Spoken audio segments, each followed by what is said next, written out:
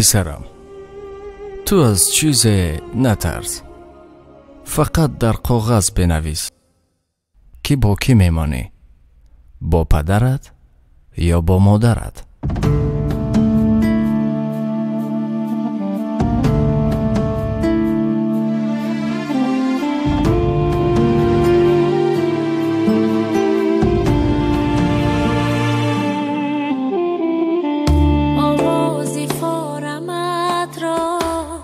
چشمی گنهرمت را، شادی و هم غمت را من یاد کردم. آچه بالین و بسترت را، رومالکی سرت را، تو ماری در برت را من یاد کردم. آچه من یاد کردم. آچه با من نشستنت را لاچی پدرین التجا بشنو،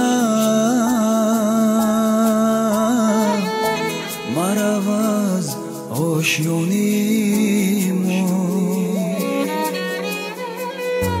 کی رفتی میرود فیضو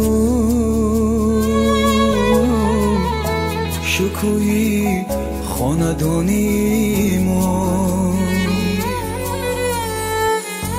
کی رفتی میرود فیضو شکوی خاندانی ما مده ما را چو گل در پنجه بادی پریشانی بیمان تا در پناهت بیشکفه می باغبانی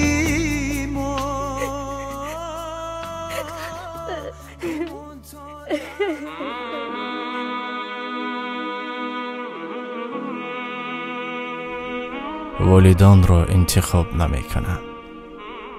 من با عائله بودن می خواهم.